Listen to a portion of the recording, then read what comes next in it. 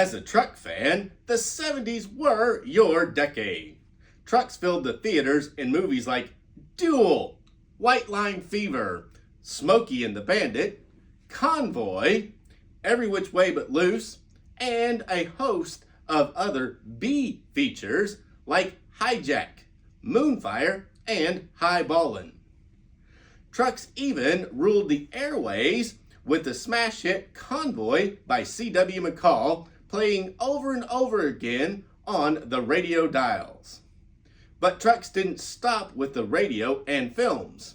They took to the smaller screen by storm, with Moving On airing on television sets from 1974 to 1976, and BJ and the Bear airing from 1979 to 1981. Crazy, right? Who would have thought trucks, big diesel trucks that normally just get in the way of the masses on the highways, would be so popular with those same masses? Those trucks just deliver our goods and keep up our standard of living. But back in the 1970s, trucks were more than that. They were nostalgic for a life we had moved away from.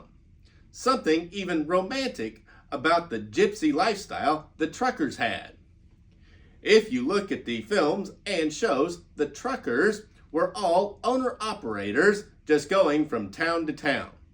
Their truck was their home, and to the suburbanites, that seemed like a crazy way to live, and also fulfilling.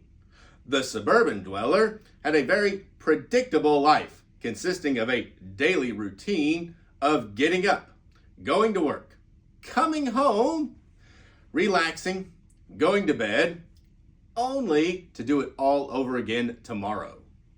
His travel was limited to his 2-week family vacation, usually in the summer.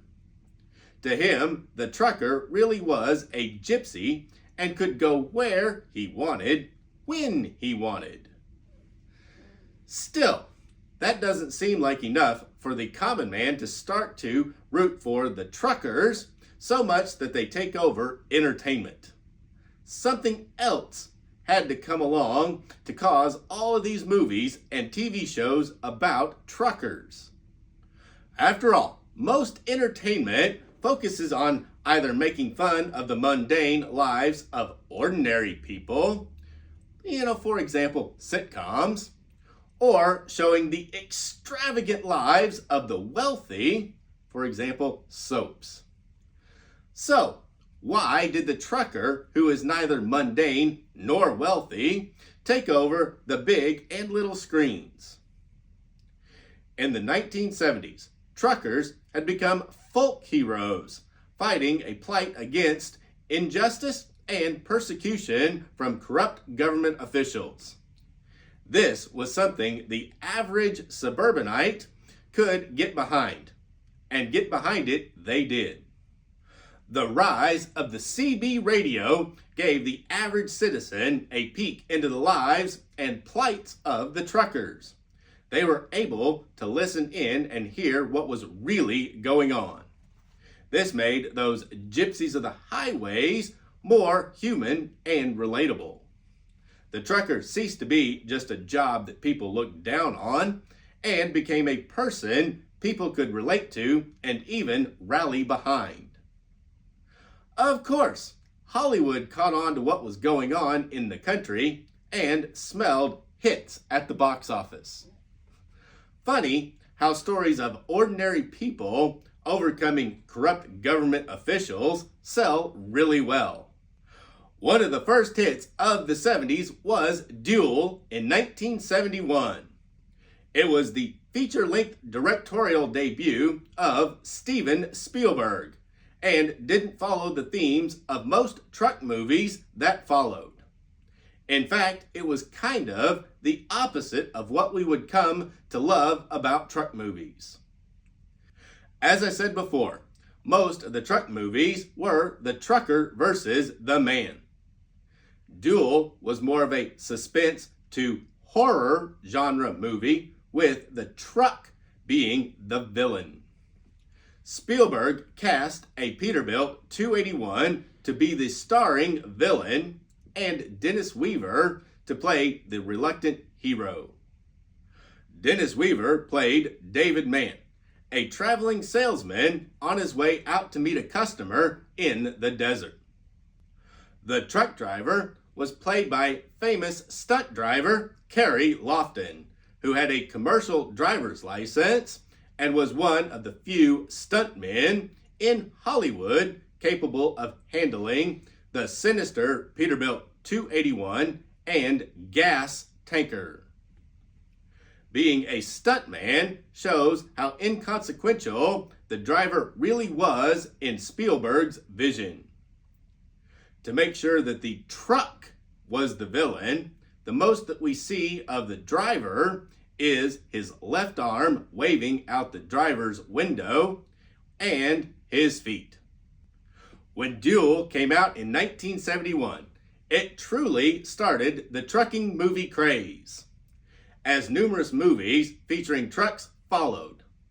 Luckily, it didn't set the pattern for most trucker movies to come.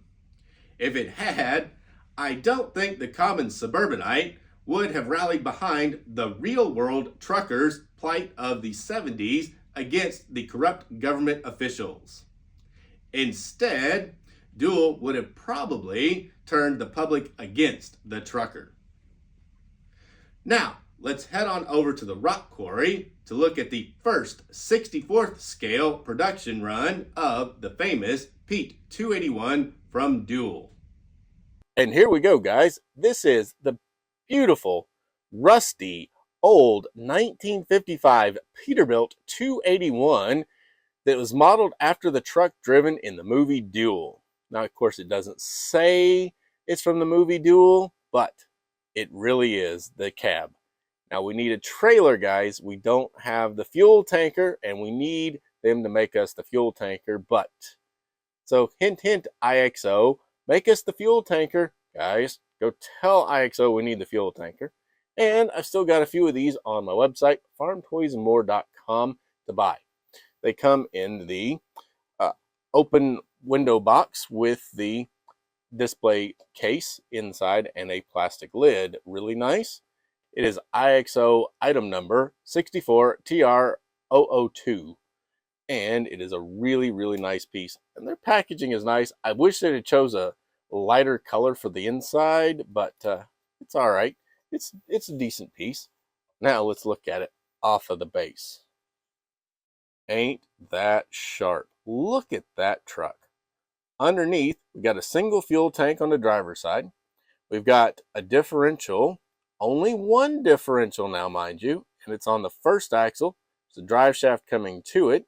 No differential, making this a true tag axle, and no drive shaft, which is a 281. If it had a differential or a drive shaft there, it would be a 351 because 281s did not have tandem drives, only 351s. It has 164 scale Peterbilt 281 molded in there. You have minimal, really minimal. It's not bad, but it's not as good as some of the others. But hey, this is a $35, $40 model, so expect a little less detail. But there is the air tanks, fuel tank, steps on each side, IXO models logo tampoed there, chrome exhaust stack coming out there, and then no steering on the front, but it does have really nice soft rubber tires, 5-hole steel wheels from back then painted in black, and then the nice day cab. We have a lube finer oil filter here. Mirrors, which the mirror piece is chrome plated, but the brackets, they painted them in rusty tan. Up on the roof, a single air horn in the center, and then one light on each corner. That's it. Back then, that's about all I ever ran. Now, this chrome deck plate, I don't think it would have been chrome plated. I think he'd have had that painted if he even had one. I don't know if he even had one. It has the back window, and in the movie, there was a box back there, which was a camera mount, but that's okay. Then here we got the fifth wheel, which is set up for the slot for IXO, but it'll haul DCP trailers and without much trouble, so we're okay on that one. On the front, man, isn't it a sinister looking truck? We have the license plates here across that he had on there. It looks like the railroad iron. They should have painted that in a more rusty color instead of the silver. That's all right. It's molded with the grill, so it's all one piece. Single round headlights with individual jewels in them to make the lamps. It has the Peterbilt logo tampoed on top of the grill. Then he has the mirror, just like he had in the movie. And then the spotlight. IXO put the spotlight on the passenger side of the truck, curbside. But most trucks have been there. However, when I went back and reviewed the movie, he had his spotlight, forward-facing spotlight, actually on the passenger side. Not really sure why. We have black photo-etched windshield wipers. Be very careful with them.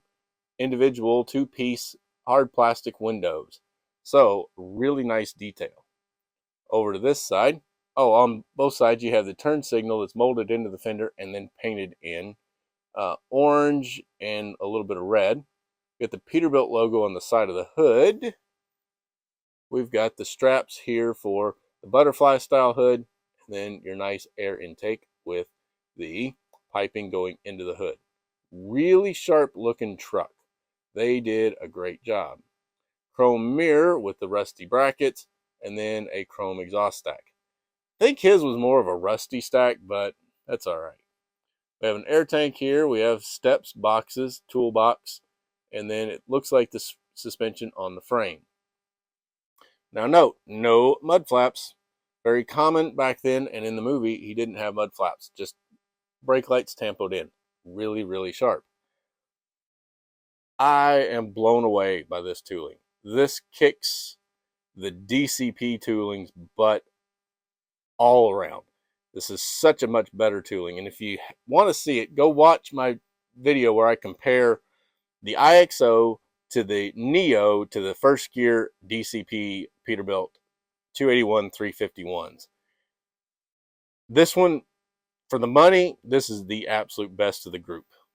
So I'm really, really happy with it. I'm happy with the paint job they chose, and I'm happy how they did a really good job and a really good tribute.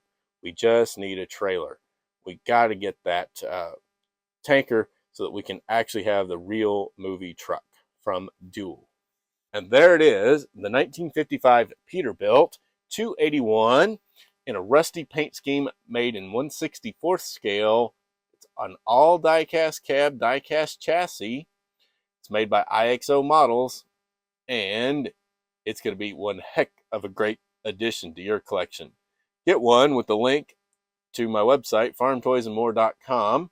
It's down below, and it'll be there as long as they're still in stock. Once they sell out, they will be gone. And don't forget to tell IXO we need a trailer.